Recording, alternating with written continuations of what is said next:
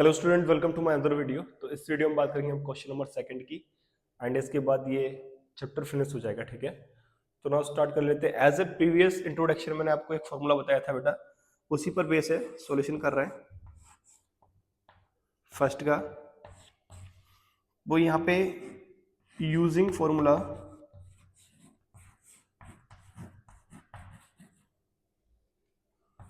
कौन सा formula use कर रहे हैं हम यहाँ पे, देखो एक्स स्क्वायर माइनस का sum of zeros, sum of zeros into x plus का प्रोडक्ट ऑफ जीरो। ठीक है, ये फॉर्मूला यूज कर रहे हैं हम। अब यहाँ पे देखिए सम ऑफ जीरोज पहली वाली वैल्यूज है and product of zero second वाली वैल्यू है। इसने sum of zero and product of zero पहले से बना के दिया, ध्यान रखना ये जीरोज नहीं है, ये sum of zeros and product of zeros है। जैसे क्वेश्चन में आप देखा given number as sum of zeros and product of zero of its zeros respectively. ठीक है, रेस्पेक्टिवली पहले वाला सम ऑफ जीरो है, दूसरा वाला प्रोडक्ट ऑफ जीरोज। ठीक है, तो वैल्यू पुट कर रहे हैं directly, x square minus sum of zero क्या है 1/4 into x plus product of zero क्या है -1। समझ में नहीं है? आप अच्छे से रिप्रेजेंटेशन के लिए ऐसे लिख भी सकते हो फॉर्मूले से पहले कि यहाँ पे sum of zero is equal to 1/4 and product of zero is equal to -1। ठीक है, तो एक्स स्क्वायर माइनस के, देखो 1 का मल्टीप्लाई एक्स में करेंगे तो एक्स ही रहेगा, तो x/4 डायरेक्ट लिख लेंगे एंड प्लस माइनस माइनस होता है तो माइनस का 1। ठीक है, अब इसे यही नहीं छोड़ना है। ठीक है, सबसे पहले ध्यान रखना है, इसको सिंप्लीफाई करना है। ठीक है, तो क्या हो जाएगा 4 एलसीएम लेंगे तो आप क्या होगा 4x स्क्वायर माइनस का x माइनस का 4/4।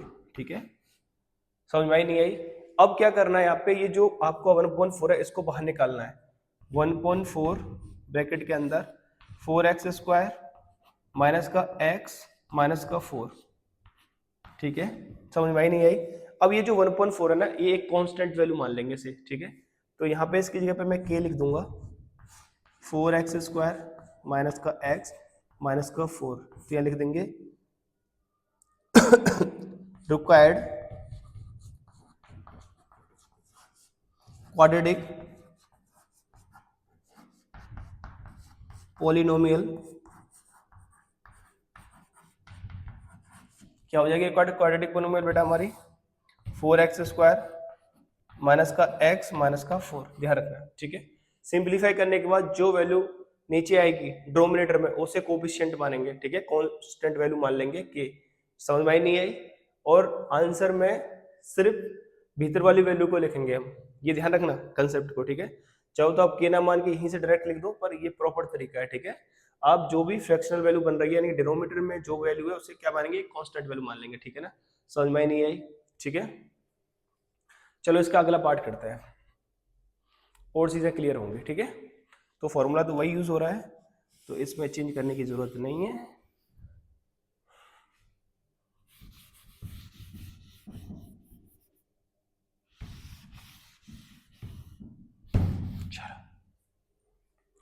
सेकंड पार्ट करते हैं इसका।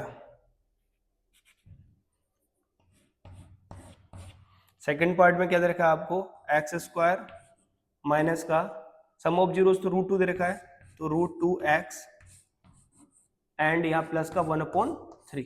ठीक है, समझ में नहीं आई? बहुत ईजी है, तो इसका इसे सिंप्लीफाई करते हैं, एक्स स्क्वायर माइनस का √2x प्लस का 1/3। ठीक है, समझ में नहीं आई? अब इसका एलसीएम ले लेते हैं, क्या हो जाएगा 3x स्क्वायर माइनस का 3√2 प्लस का 1/3। यही रहेगा कि नहीं होगा? ठीक है, क्योंकि 3 तो इसके नीचे है ही है, तो 3 सबसे नीचे आ जाएगा। ठीक, अब यहाँ पे 1/3 को बाहर निकाल लीजिए आप, तो भीतर क्या बचा आपका 3x स्क्वायर माइनस के 3√2 x प्लस का 1। समझ में नहीं आई? तो रिक्वायर्ड क्वाड्रेटिक पॉलिनोमियल क्या हो जाएगी आपकी? अब इसको जो मैं पूरा का पूरा को k मान लेता हूँ, 3x स्क्वायर माइनस के 3√2x प्लस का 1। तो रिक्वायर्ड क्वाड्रेटिक पॉलिनोमियल क्या हो गई आपकी 3x स्क्वायर माइनस के 3√2 और ये प्लस का 1। समझ में नहीं है? ठीक है ना, कोई दिक्कत? मेरे हिसाब से कोई दिक्कत नहीं होगी, ठीक है ना। सिंप्लीफिकेशन है, बस एलसीएम ले लेना है इसका, ठीक है ना। अगला पार्ट करते हैं, चलो। अगला पार्ट तो काफी इजी है, इसमें कोई आपको एलसीएम वगैरह भी नहीं लेना है, ठीक है।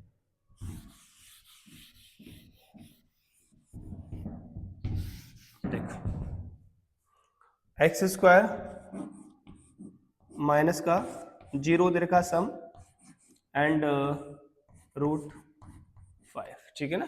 तो जब कोई फ्रैक्शनल वैल्यू नहीं है तो डायरेक्टली आप लिख दोगे, क्या हो जाएगा इसका आंसर, एक्स स्क्वायर, अब ये तो 0 हो जाएगा, प्लस का √5, ये आपका आंसर हो गया, ठीक है। समझ में नहीं आई, बहुत ईजी था ये तो। फोर्थ वाला भी ऐसे ही हो जाएगा, क्योंकि इसमें भी कोई फ्रैक्शनल वैल्यू नहीं है, तो यहाँ पे भी क्या हो जाएगा, x square minus 1x plus का 1, तो ये क्या हो जाएगा, एक्स स्क्वायर माइनस का x और बेटा प्लस का 1, ठीक है। ये भी काफी इजी था, कोई दिक्कत नहीं। अब फिफ्थ वाला पार्ट कर लेते हैं। X square minus sum of zero क्या दे रखा है बेटा, -1/4 एक्स प्लस का बेटा 1/4, ठीक है। एक्स स्क्वायर देखो नेगेटिव नेगेटिव पॉजिटिव हो जाएगा, तो प्लस का x/4 हो गया बेटा ये, एंड प्लस का 1/4 हो गया, ठीक है। यहाँ पे एलसीएम लूंगा तो 4 आएगा एलसीएम बेटा, 4 आएगा तो इधर तो 4 से मल्टीप्लाई होगा तो 4x स्क्वायर प्लस का x प्लस का बेटा 1, ठीक है। सेम वही चीज 1/4 को बाहर कॉमन लूंगा मैं, 1/4 को बाहर ले लिया, क्या हो गया है 4x स्क्वायर प्लस का x प्लस का बेटा 1, ठीक है। समझ में नहीं आई। अब ये कांस्टेंट वैल्यू मानने से तो क्या हो गया, ये 4x स्क्वायर प्लस का x प्लस का 1, ठीक है। तो आपका रिक्वायर्ड क्वाड्रेटिक पोलिनोमियल क्या हो गया बेटा, 4x स्क्वायर प्लस का x प्लस का 1, ठीक है ना। अब इसके लास्ट पार्ट करते हैं, वो भी कोई फ्रैक्शनल वैल्यू नहीं है तो इजीली हो जाएगा, ठीक है।